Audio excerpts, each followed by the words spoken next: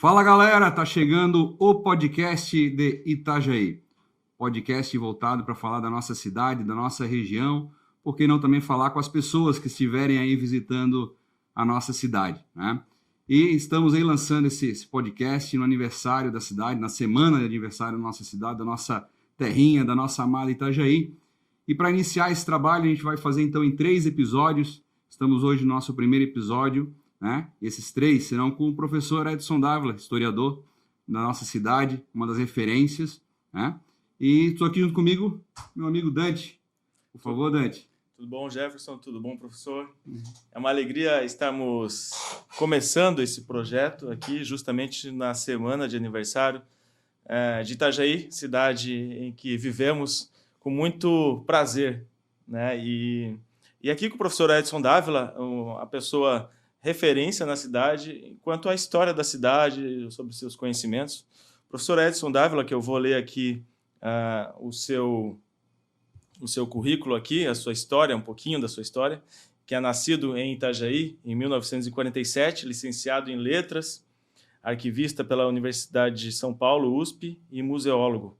Mestre em História pela Universidade Federal de Santa Catarina, professor da Universidade do Vale do Itajaí por 25 anos, sendo secretário municipal de Educação, superintendente da Fundação Cultural de Itajaí, presidente da Fundação Genésio Miranda Lins de Itajaí, diretor do Museu Histórico e Arquivo Público de Itajaí, membro do Conselho Estadual de Cultura de Santa Catarina. Também foi agraciado pela Medalha de Mérito Cultural Cruz e Souza, concedida pelo governo do Estado de Santa Catarina, membro emérito do Instituto Histórico e Geográfico de Santa Catarina, da Academia Itajaiense de Letras e da Associação dos Amigos do Museu Histórico e Arquivo Público de Itajaí, com vários livros publicados, né, e artigos também em jornais e revistas sobre a história de Itajaí e de Santa Catarina. E também foi vereador de Itajaí entre os anos de 93 a 97. Isso. Que currículo, hein, professor? Mas nos diga uma coisa, professor. Quantos anos não tenho eu, né, para cumprir um currículo desse? Apesar desse currículo, né, quem é o professor Edson Dávila? Pois então, eu, como disse o Dante, leu ali esse currículo meu, eu nasci em Itajaí e a minha família é de Itajaí. Ela, na verdade, a família Dávila, ela é de origem portuguesa, açoriana, chegou aqui na região de São Miguel, né, próximo de Florianópolis, aí pela segunda metade do século XVIII. E lá pelo ano de 1850, década de 50 do século XIX, mudaram-se um ramo desses Dávila para Itajaí, de onde então surgiu a minha família. E essa família Dávila era pescadores, e depois, com o desenvolvimento do porto, eu acho que até o porto foi que puxou esse pessoal para cá, porque todos, né, praticamente, da minha família trabalhavam no porto, né? E meus 2 avós eram portuários, todos os meus tios foram portuários, e meu pai foi portuário, estivador, né? Então, eu tenho essa ligação com a cidade muito grande, né? Estudei, me alfabetizei na escola pública, Grupo Escolar Floriano Peixoto, que depois foi anexado lá ao Colégio Newton Cooker, e o ginásio, na época, para meninos, porque naquela época se separavam, né, os meninos das meninas lá no ginásio, aqui em Itajaí, pelo menos, né? As irmãs cuidavam das meninas, não é? Só havia esses 2, e os padres salesianos cuidavam dos meninos. Então, fiz o ginásio ali, depois fiz o ensino médio em Blumenau, e quando começaram os cursos superiores em Itajaí, em 65, eu fiz o vestibular para a Faculdade de Filosofia. Naquela época era Faculdade de Filosofia, Faculdade de Direito, as duas. E eu escolhi Filosofia pela minha identificação com cultura. Eu ainda não tinha muita ideia de ser professor, mas me ingressei no curso de Letras, como ele falou ali, bacharel em Letras. E logo depois de entrar, naquela época as 2 faculdades eram uma novidade para uma cidade pequena dos anos 60, né? A gente fez o trote, raspou o cabelo, pôs boné, né? E o pessoal dizia, o que houve? O que é isso? Né? Uhum. E a gente tinha que explicar. Uhum. E o pessoal não acreditava muito, sabe? Até havia as brincadeiras assim, faculdade de filosofia. Quer dizer, era uma fria, a coisa não ia dar certo. Faculdade de direito torto, porque também não se acreditava. E elas se firmaram e hoje, né, aliás, foram as bases da hoje pujante Univale. Né? Uhum. E aí, como eu estava fazendo curso de licenciatura, né, para o magistério, eu busquei entrar no magistério como professor em 67. Né? Então, a gente tinha faculdade e tudo, mas, sabe, é a experiência, né? Vocês sabem, a experiência do dia a dia, o chão da fábrica é que te dá o verdadeiro conhecimento, a verdadeira aprendizagem. E aí, na escola pública, foi que eu me fiz professor, depois também lecionei na escola privada, até chegar na Univale, onde eu fui professor por 25 anos. Então, encerrei a carreira. Legal. Encerrei a carreira. Professor, falando da cidade de Itajaí, Agostinho Alves Ramos foi um dos fundadores. Sim. Mas junto com ele tiveram outras pessoas, que quem sabe por vezes não são tão lembrados. Pois né? então. Quem que o senhor destacaria da época de fundação da nossa cidade, né, e a importância que teve? Olha, na verdade é o seguinte, nós já tínhamos moradores espalhados aqui pelas duas margens do Itajaí Sul, aqui na Foz, né? O lado que é Navegantes e o lado que é Itajaí, já havia moradores. Porque esses moradores, desde das últimas décadas do século XVIII, 1780, 1790, eles já tinham percebido a riqueza da madeira que existia aqui. E meteram-se, então, a explorar essa né, praticamente disponível para quem fosse cortar. Né? Então, eles cortavam os troncos, né, traziam pelo rio abaixo, né, até as margens de Itajaí-Mirim, de Itajaí-Açu, e ali, com o braço de escravos, né, transformavam aquelas toras em pranchões, que depois eram, né, metidos em embarcações que vinham para cá, e vendidos em São Paulo, em Santos, Rio de Janeiro, geralmente é para ali. Então, essa população já estava aqui. É uma população, como você disse, de origem portuguesa. Eram, né, portugueses do continente, eram portugueses descendentes dos açorianos e tal. Agora, a questão da fundação é sempre polêmica, cada historiador tem um ponto de vista. Mas é um certo consenso que a cidade tem início, diríamos, é fundada, quando se instala aqui, né, próximo, né, aí na Praça Vidal Ramos, né, hoje, Praça Vidal Ramos, se instala ali um templo, uma capelinha católica, um padre vem assistir essa população, e ao redor da capelinha os moradores começam a se instalar. Entendeu?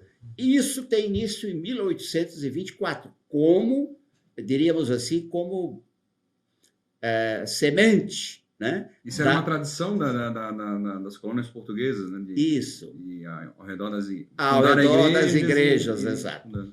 Então, notem, essa iniciativa de se construir uma capela, né? Contratar, trazer um padre para... Né? Porque naquela época vivíamos o Brasil Império.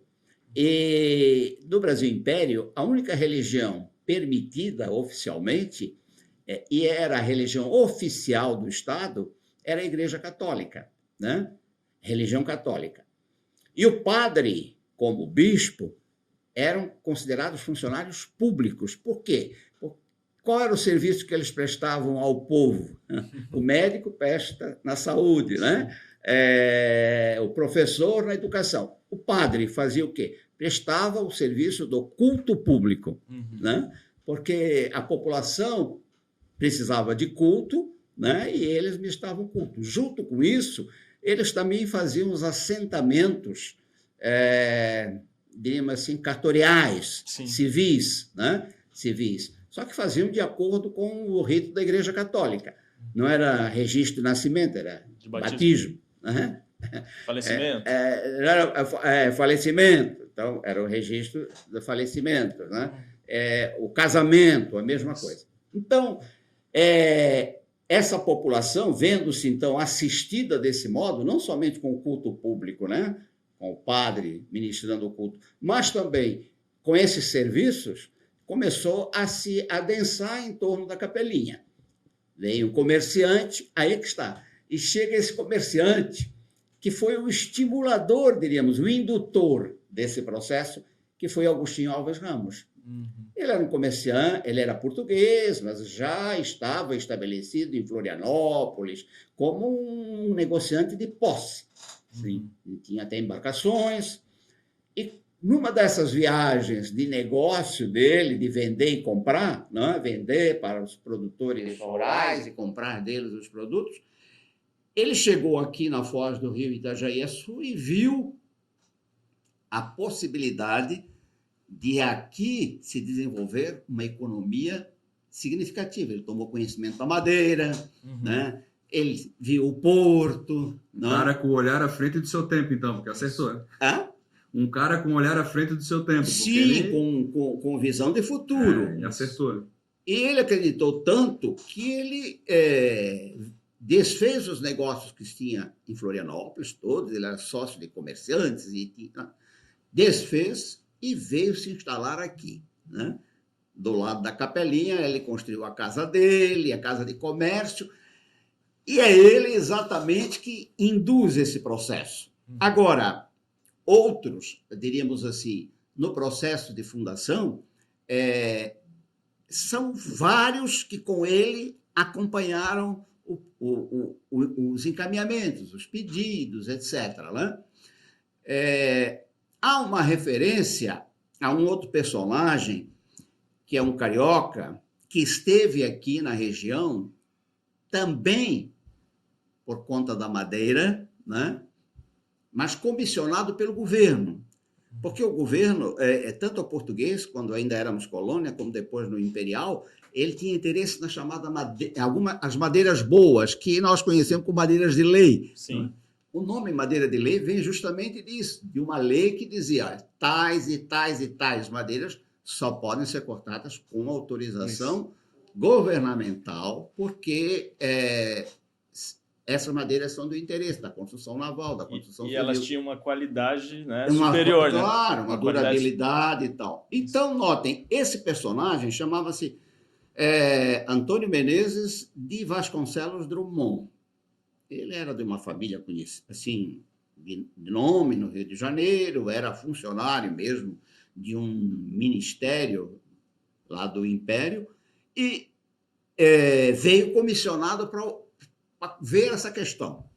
E ele, então, propôs-se a criar uma colônia.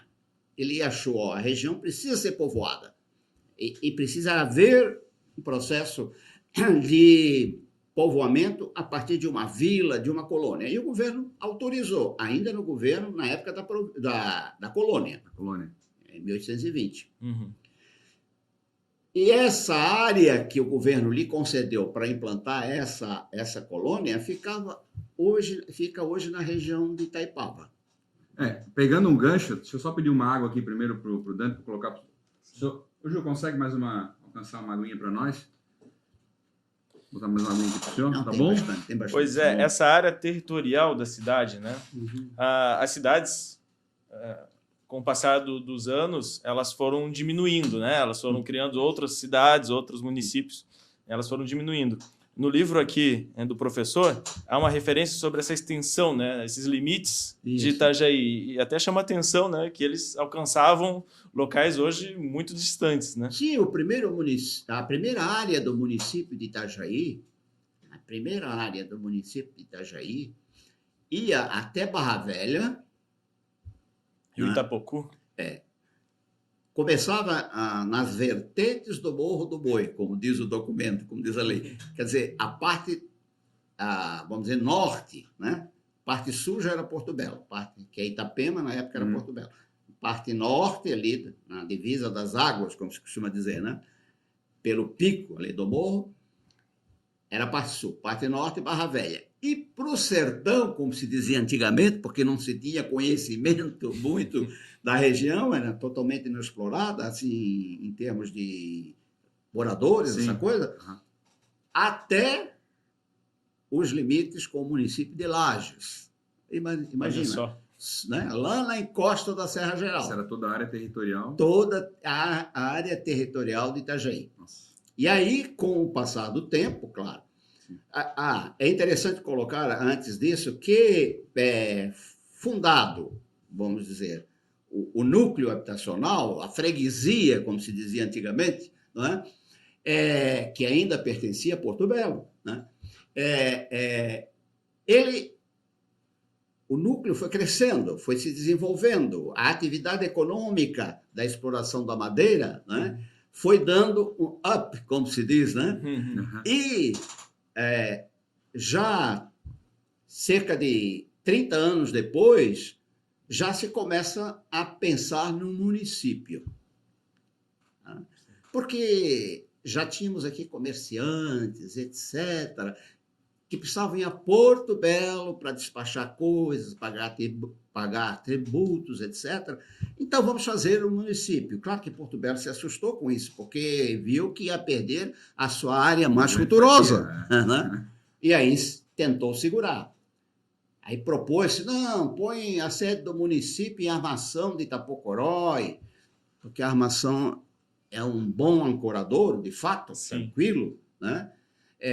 Tem um espaço meio bom, né? E tal. Mas o pessoal daqui disse, não, né? Nós produzimos aqui, como é que vamos atravessar o rio para mandar as nossas mercadorias por Armação? Não, tem que ser aqui.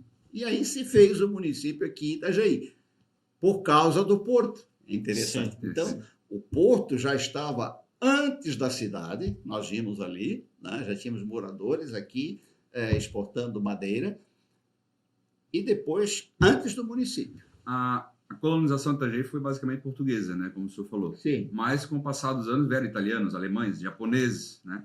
Isso ajudou nessa separação do município das cidades, de alguma forma? O pessoal foi entrando, né, pelo Sim. sertão, como o senhor disse, né? Sim, sim. No litoral, sempre ficavam os portugueses, seus descendentes, os açorianos também ficaram no litoral, São Francisco até Laguna, né? Só Até litoral. porque o trabalho deles era mais voltado ao mar, né? E porque também a política pública do governo colonial português era ocupar essa área, né? Mostrar que Portugal estava presente, e aí preencher esses vazios, porque naquela época ainda se brigava com a Espanha, Portugal, Sim. Espanha, que era o sul do Brasil, essa coisa toda. Era estratégico. Era estratégico. Uma proteção, então, Então, não havia na política pública da época interesse em desenvolver o interior, mas ocupar o litoral. Aí, como você disse, foi que na segunda metade do século XIX começaram a chegar os imigrantes estrangeiros, né? Esses imigrantes estrangeiros vieram já com outro objetivo. A política pública era outra. Qual é? É desenvolver a agricultura, né? Substituir o trabalho escravo, branquear a população, porque já se percebia a grande presença do elemento negro, né? Salvador, Rio de Janeiro, Recife, já eram cidades em que a população negra era notável. Então, aquela história de branquear. Muito bem. Então, esses imigrantes foram locados em colônias já no interior, né?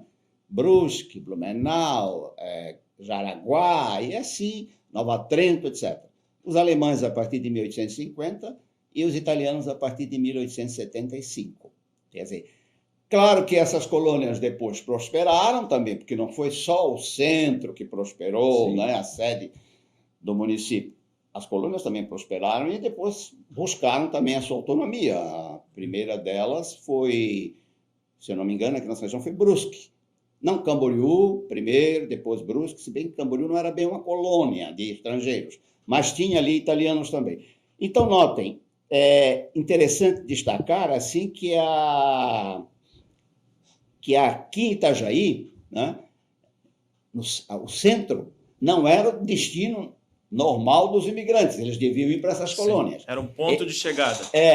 Só que muitos desses imigrantes eram pessoas que já tinham uma formação, né, um estudo, mas, acima de tudo, tinham um conhecimento do capitalismo em desenvolvimento, que aqui no Brasil ainda andava aos poucos. E os bairros, eles acabaram se formando através da igreja, como o senhor falou, e possivelmente fazendas, centro, foram crescendo, os bairros foram criados primeiro, então, né, e se desenvolvendo pela cidade. O núcleo central da cidade ficou sempre ali em torno da Praça Vidal Ramos, chamada Praça da Matriz, né? E as duas primeiras ruas se formaram à beira do rio, né? Rio acima, no sentido norte, né? Até a Barra do Rio, porque ali na Barra do Rio era onde se descia, eram descidos os imigrantes que iam para as colônias. Sim. Havia o galpão dos imigrantes, etc. Então, lá chegou a se formar também um centrozinho assim, de comércio, de prestação de serviço. E para o sul, né, pela beira do rio, e a praia, porque vocês sabem ali, né, antes dos moles, o mar quebrava ali no lado da rio ali. Ali onde hoje é a Avenida Beira Rio, né? O mar batia ali. Então, essas duas ruas, depois receberam o nome de Rua do Comércio para o norte e Rua Municipal para o sul. Essas duas ruas acabaram ligando dois locais da cidade que logo se desenvolveram. Essas ruas não existem mais. Não existe a Rua Pedro Ferreira, e a Rua Lauro Miller. Então, os dois bairros foram a Barra do Rio. Os primeiros bairros. Que muita gente pensa, mas Barra do Rio, não tem, a Barra do Rio não é aqui, que absurda. Não, lá é a Barra do Rio pequeno, do Rio Itajaí Mirim. Né?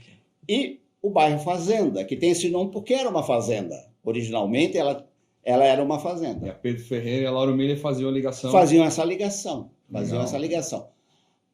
Ocupar para o oeste, é interessante, né? Ocupar para o oeste era uma dificuldade. Sabe por quê? Porque nos fundos da cidade passava o que não se vê mais, o famoso Ribeirão da Caetana, que na época não tinha nome. Né? Não tinha nome, era um ribeirão. Ele cortava a cidade. Ele fazia o contorno dos fundos da cidade, diríamos assim. Né? Passava pela vila. Saía lá, passava ali por baixo do Compreforte, passava na frente do seu posto de gasolina, ia dar no rio. Né? E nas margens dele havia um alagadiço imenso, sabe? Difícil de transpor. Então, a cidade ficou durante muito tempo, até os anos 20 do século XX, limitada a esse espaço do Ribeirão da Caetana para cá. Onde é a Igreja Matriz hoje, era o cemitério, era o fim do mundo, o lugar à noite ninguém passava por causa das almas. As quadras de onde estamos era o fim do mundo. Então, essa região, né, ela ficou presa assim. Em 1924, 24, houve um empreendedor itajaense do ramo imobiliário. Ele criou uma construtora e uma cooperativa para os trabalhadores. E ele foi e adquiriu uma gleba para um distrito industrial, para pôr indústrias, e do outro lado construir casas para operários. Ele deu o nome de Vila Operária. Sim. O primeiro bairro planejado, diríamos assim, de Itajaí. Aí surgiu o segundo bairro, a Vila Operária. Sim. Com isso, aí se foi ocupando aquelas regiões ali de São Judas, São João. Dom Bosco não, Dom Bosco foi depois, mas São João. Então essa região ali... E a cidade foi crescendo. Foi crescendo, exatamente. E nesse sentido é que é importante destacar sempre o empreendedorismo, né? De pessoas ou de uma pessoa, mas essa visão de que é preciso que a cidade cresça, né? O senhor lembra o nome desse Empresário? José Eugênio Miller. José Eugênio Miller. Ele era sobrinho de Lauro Miller, né? O ministro Lauro Miller, o ministro que urbanizou a cidade do Rio de Janeiro, né? Então, o bairro da Vila, por exemplo, que ele construiu, tinha luz elétrica já, tinha água encanada, a primeira avenida de 2 pistas, né? Com um canteiro central arborizado, uma novidade que em Itajaí nunca se tinha visto. Uhum. Depois se tirou o canteiro central e as árvores, e hoje é a Avenida José Eugênio Miller na Vila, né? Uma escola, uma igreja, um clube social, um cinema. Então, ele pretendeu criar um novo centro da cidade, sim. sabe? Um novo centro da cidade. Ruas retas, largas, e no começo, a gente sabe pelos testemunhos, pelos registros que tem, as pessoas para se mudar para a vila eram um fim de mundo. Como? Você vai sair para a vila, aquele fim de mundo, né? Mas ele insistiu, e como ele financiava as casas, tanto para os de classe média, porque ninguém rico mudou-se para lá, né? Mas os de classe média e os operários ele financiava. Então as pessoas não é que se obrigavam a ir, iam com gosto porque tinham possibilidade de conseguir uma casa. Eram as condições que tinham ofereciam. Eu acho que a gente vai fechar esse primeiro episódio, professor, né? Eu acho que a gente fecha bem iniciamos falando de Agostinho Alves Ramos, né? Isso. E fechamos com José Eugênio Miller. Isso. Então, 2 pessoas que ajudaram, um que iniciou a cidade, né, na sua fundação, e o outro que fez o primeiro bairro planejado da cidade, olha só. Né? Primeiro a desenvolver melhor, quem sabe, pessoa que teve uma visão de querer planejar melhor a cidade. Né? Então, a gente vai encerrando o nosso primeiro episódio de hoje. A gente volta amanhã falando sobre festas e sobre o porto da cidade, da nossa história. E ficamos por aqui e voltamos no próximo episódio.